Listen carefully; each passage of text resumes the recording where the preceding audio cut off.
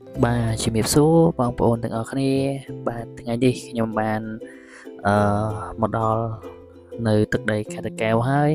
នេះជាទស្សនវិជ្ជាមួយដែលខ្ញុំបានកំពុងតែរៀបចំថតនៅសកម្មភាពនៅតាមផ្លូវដើម្បីចែករំលែកទៅកាន់បងប្អូនទាំងអស់គ្នាឲ្យបានទស្សនាហើយនេះទស្សនវិជ្ជាមួយដែលខ្ញុំបានធ្វើដំណើរចិត្តដល់រំមងមូលព្រះនរាយណ៍ដោយខ្ញុំបានធ្វើការថតសកម្មភាពនៅតាមផ្លូវដែលយើងឆ្ពោះទៅខេត្តតាកែវបាទហើយនេះជាទស្សនវិជ្ជាមួយដែលផងដែរសម្រាប់ការចែករំលែកនៅវីដេអូរបស់ខ្ញុំបន្តទៀតចឹងណាហើយសង្ឃឹមថាពុកម៉ែបងប្អូនជួយគាំទ្រផងក៏ដូចជាជួយ share ជួយចុច subscribe នៅ channel របស់ខ្ញុំហើយនេះយើងបានមកដល់រំមងមូលព្រះនរាយណ៍ហើយក្នុងការធ្វើដំណើរឆ្ពោះទៅទីរួមខេត្តឬក៏ក្រុងដូនកែវបាទ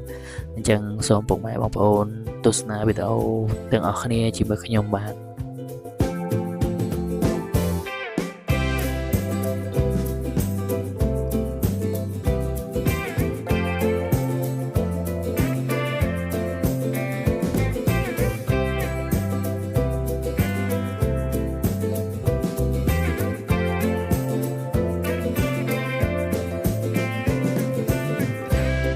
បាទហើយនេះខ្ញុំបានធ្វើដំណើរមកដល់ stop ទី1ហើយយើងក៏ឃើញថាមានបងប្អូនក៏ដូចជាប្រជាពលរដ្ឋគាត់បានចាប់ផ្ដើមចេញដំណើរទៅធ្វើការរៀងខ្លួនហើយអញ្ចឹងហើយយើងក៏បន្តដំណើរទៅមុខទៀតនៅពេលដែល stop load ពណ៌ខៀវបាទហើយយើងឃើញថាមានប្រជាពលរដ្ឋជាច្រើនគឺគាត់បានសម្រុកចូលធ្វើការ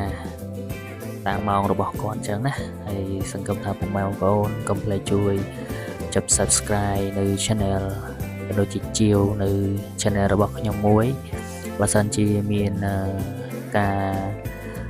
និយាយក៏ដូចជាការអធិប្បាយមិនសមរម្យកន្លែងណាមួយសូមពុកម៉ែបងប្អូន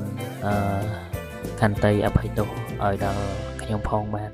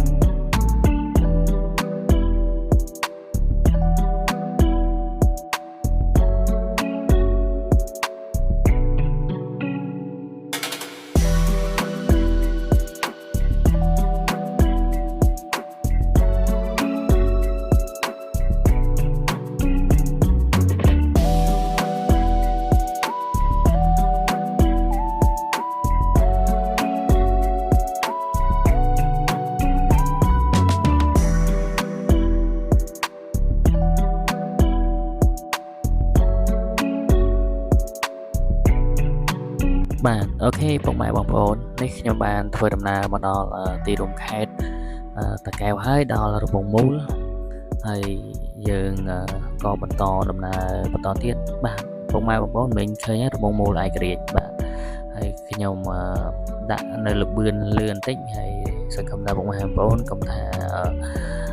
ខ្ញុំបើកលឿនអញ្ចឹងដោយសារតែខ្ញុំធ្វើវីដេអូនេះដើម្បីចែករំលែកទៅកាន់បងប្អូនទាំងអស់គ្នាឲ្យឃើញពីទស្សនវិជ្ជានៅក្នុងទីរួមខេត្តតាកែវទាំងអស់គ្នាហើយសូមពុកម៉ែបងប្អូនទស្សនាវីដេអូបន្តទៀតបាទ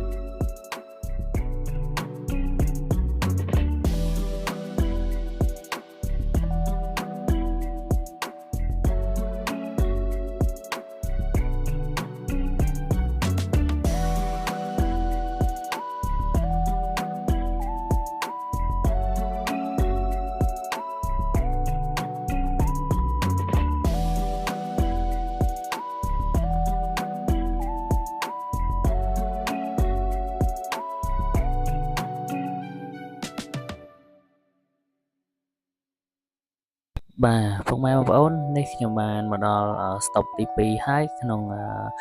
ក្រុងដូនកែវហើយខ្ញុំក៏ឈប់នៅ stop ដើម្បីរងចាំ stop load ពណ៌សញ្ញាពណ៌ខៀវហើយខ្ញុំទៅមុខបន្តហើយនេះខ្ញុំបានធ្វើដំណើរឆ្ពោះទៅខាងស្រុកបរិយាជលសាដើម្បីបំពេញការងារនៅទីនោះផងដែរហើយសង្ឃឹមថាពុកម៉ែបងប្អូនកុំភ្លេចជួយ share ឬក៏ចុច subscribe នៅ channel ខ្ញុំបន្តទៀតដើម្បីទទួលបានវីដេអូថ្មី